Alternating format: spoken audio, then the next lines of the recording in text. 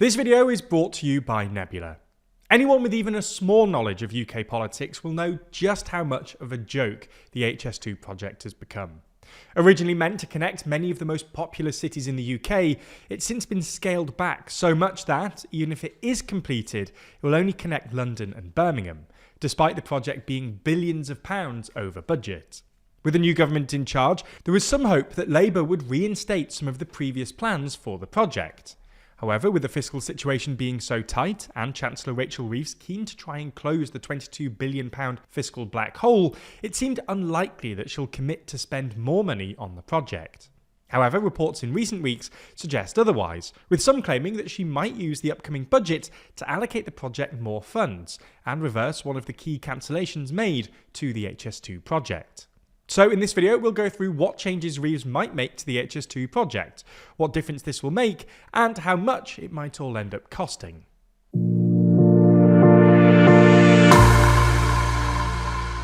Before we start, if you haven't already, please consider subscribing and ringing the bell to stay in the loop and be notified when we release new videos.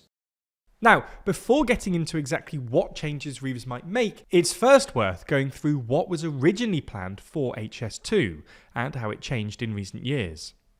Following the successful HS1 project that linked London to the Channel Tunnel in 2003, 6 years later the Department for Transport proposed that another high-speed line should be developed. Under the new Tory Lib Dem government in 2012, the specific route was decided upon. This new rail line would connect London to Birmingham, with branches in Leeds and Manchester. It was expected that full operation of the line would be ready by 2033. The rationale behind this isn't actually what you might first expect. Yes, it's true that another high-speed rail line in the UK will reduce journey times. However, its main purpose is to free up capacity on existing lines. Right now, the express trains that connect the north and the south of the UK run on exactly the same Victorian-era lines as the commuter trains. This means that there needs to be big gaps between these trains, otherwise the express trains catch up to the commuter lines. This is where HS2 comes in. The express trains can be moved over onto the HS2 lines, and the commuter trains can be run on the old lines. In essence then, there can be both more express trains and more commuter trains, making journey times faster for, well, everyone. Now, the issue is that the project just ran massively over budget. Back in 2010, the expected cost of the project was only £32 billion. This increased to £42 billion by 2013, then £50 billion by 2014, and £56 billion by 2015. By 2019, the expected cost had risen all the way up to between £65 billion and £88 billion. This ballooning cost was one of the reasons that led the former Prime Minister, Rishi Sunak, to cancel the northern leg of the project, known as Phase 2 of the project, meaning that it would only connect London and Birmingham. He explained that project mismanagement, construction issues and rising costs, not least thanks to COVID, factored into his decision. Alongside cancelling Phase 2, Sunak also explained that, instead of terminating at Euston, the new plan was for HS2 to terminate slightly further out at Old Oak Common, unless sufficient private funding could be acquired. Now, cancelling the northern leg was one thing, and understandably invited huge amounts of criticism from campaigners and northern leaders. However, shortening the southern leg of HS2 from Euston added insult to injury and threatened to devalue the project even further. The issue is that, to put it bluntly, there's just not that much at Old Oak Common, other than Wormwood Scrubs Prison. Additionally, it's about 7.5 miles from central London, meaning that most people travelling into London from Birmingham would have to change at Old Oak Common to get into the city. Now, this is far from ideal, and would put huge amounts of pressure on the Elizabeth line, which is also expected to connect to the new Old Oak Common terminus. Some have even gone as far as to suggest that the current plan would lead to overcrowding on the Elizabeth line. For their part, the government seems to agree, with a government source stating that HS2 just wouldn't work if the terminus wasn't at Euston. This appears to reinforce the growing speculation that Rachel Reeves is going to announce more money for the HS2 project, and confirm that the project will terminate at Euston rather than Old Oak Common. Now, while this might be welcome news to many, and will add more value to the Birmingham-London HS2 link, there are some serious challenges that need to be addressed by Reeves if she is to press ahead with the Euston link.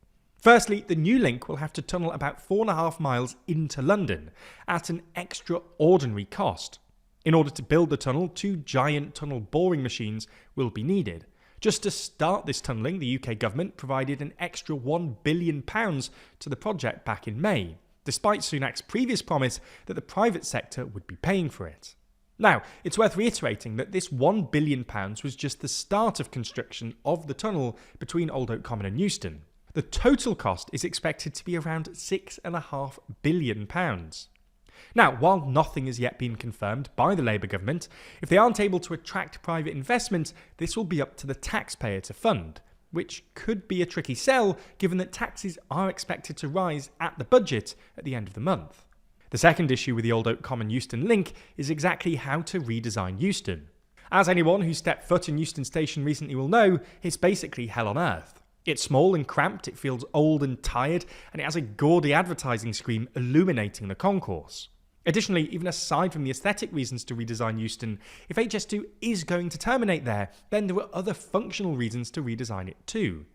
As Michael Dines, a former civil servant at the Department for Transport, explained on Twitter, the capacity of HS2 is determined by how many platforms you have available for your trains at the end of their journey. Under previous plans, Euston was going to be redesigned with 11 platforms, although this was quickly scaled down to 10 and then to 6. Despite the downscale here, the estimated redesign cost for the station went from an initial £2.6 billion budget all the way up to £4.6 billion. Experts have already criticised this decision, claiming that it would prevent the high-speed network from ever reaching the service level it's designed to accommodate. This, though, puts the government in a bit of a bind. Either they reinstate the original plans and increase the cost yet further, or they continue with the 6-platform plan and reduce the usefulness of the HS2 project in the future. Right now, though, whether Reeves will commit more money to Euston or the Old Oak Common Euston Tunnel is unknown. We'll only know if Reeves does bring back this part of HS2 at the budget on the 30th of October. However, there's also another rather important event happening a couple of days later, just across the pond, the US presidential election. And if you want to keep up to date with what's happening over there, you'll want to watch our new Nebula exclusive series, WTF USA. WTF USA is our slightly tongue-in-cheek look at the US election. Each week, we dive into the online discourse, explain the politics behind the stories, and tell you if you really need to pay attention. For example, in recent episodes, we've talked about Trump's foray into the world of crypto, claims of dog eating, and AI-generated Musk memes. These might sound stupid, but they actually tell us a lot about the candidate's economic plans, the state of post-truth politics, and how the US feels about its deficit. That is to say, WTF USA brings you the wildest moments from the 2024 election, tells you the hidden political meaning behind each of them, and then if you can just ignore the chaos, or if you should follow along. New videos come out every Friday only on Nebula. That's the streaming service we've built alongside a bunch of our creator friends, and where you can find all kinds of superb content like WTF. We're super proud of WTF USA, and we hope that with your support, we'll be able to make other interesting, weird, and entertaining series with Nebula in the future. So signing up genuinely helps TLDR to grow and expand.